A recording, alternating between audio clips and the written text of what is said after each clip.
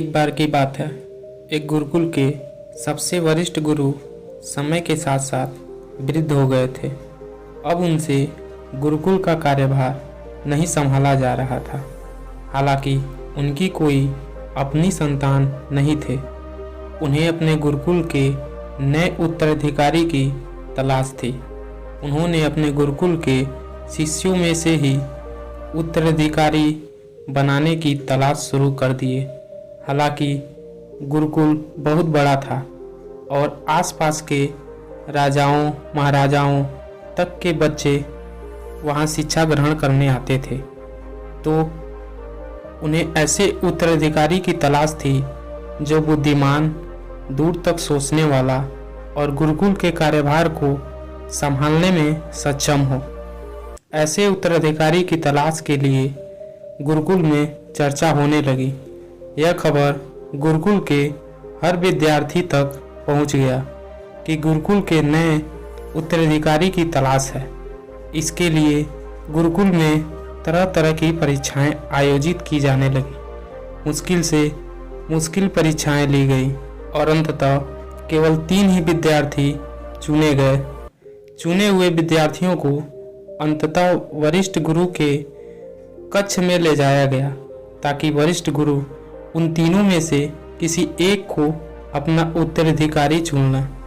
वरिष्ठ गुरु की आज्ञा के अनुसार उन तीनों को अतिथि कक्ष में ठहराया गया और गुरुकुल में घोषणा की गई कि कल उन तीनों की अंतिम परीक्षा ली जाएगी और जो भी उत्तीर्ण होगा उसे गुरुकुल का नया उत्तराधिकारी घोषित किया जाएगा। लेकिन आश्चर्य की बात तो ये थी कि शाम होते होते पूरे गुरुकुल में ये बात फैल गई कि कल आचार्य अब कौन सी परीक्षा लेने वाले हैं। सारे गुरुकुल में ये चर्चा होने लगी कि आचार्य एक बहुत अजीब परीक्षा लेने वाले हैं। कल सुबह उन तीनों को अलग अलग बने 3 चक्रव्यूह में बंद कर दिया जाएगा। उस चक्रव्यूह की खासियत यह है कि चक्रव्यूह में कुल 7 दरवाजे हैं और सातों इस प्रकार बने हुए हैं कि दीवार और दरवाजे का फर्क करना मुश्किल हो जाता है। साथ ही प्रत्येक दरवाजे पर एक बड़ा सा ताला लगाया हुआ होता है।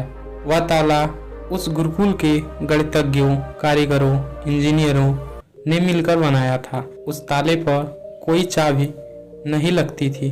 ताले के ऊपर केवल गणित के कुछ अंक लिखे हुए होते थे और उन अंकों में एक पहेली छुपी हुई होती थी। जो भी उस पहेली को हल कर सकेगा वह उस ताले को खोलने में सक्षम हो सकेगा।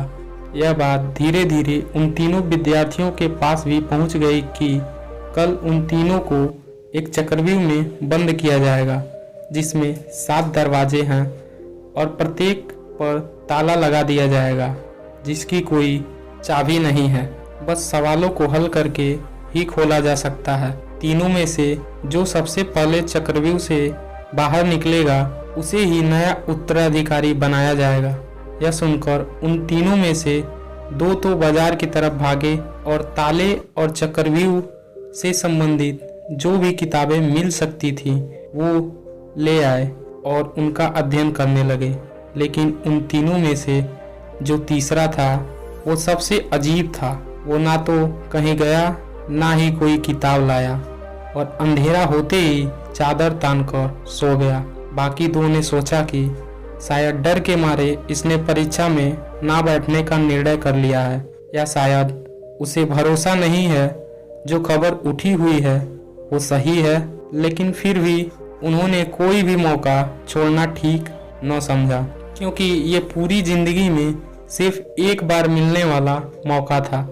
वो रात भर किताबें पढ़ते रहे। चक्रव्यूह और ताले के विज्ञान से संबंधित जो भी साहित्य उन्हें मिला वो सब पढ़ डाले। सुबह हुई तो वो तीसरा व्यक्ति सोकर उठा।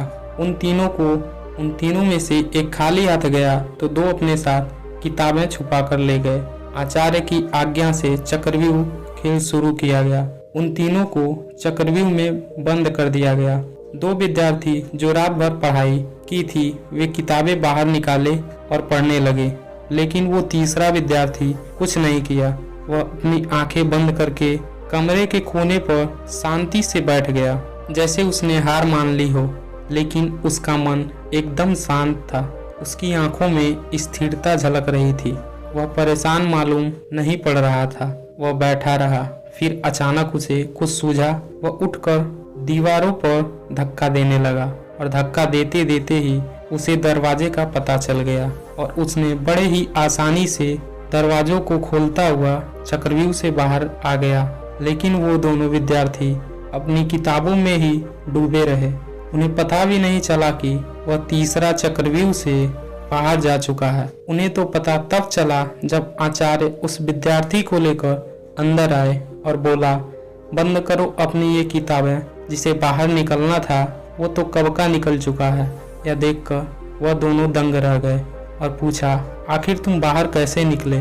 आचार्य ने कहा, चक्रव्यूह का सिर्फ तुम्हें दरवाजा बस ढूंढना था और दरवाजे पर कोई ताला नहीं लगाया गया था जो बड़ी आसानी से खोला जा सकता था। ये विद्यार्थी तुम तीनों में सबसे ज़्यादा समझदार है और ये हमारे उत्तराधिकारी बनने के योग्य है, क्योंकि इसने समझदारी का परिचय दिया है। दोस्तों, असल में वही आदमी ज़्यादा समझदार है जो किसी भी समस्या को हल करने से पहले यह देख ले कि जिसे वो हल करने जा रहा है वो असल में समस्या है भी या नहीं।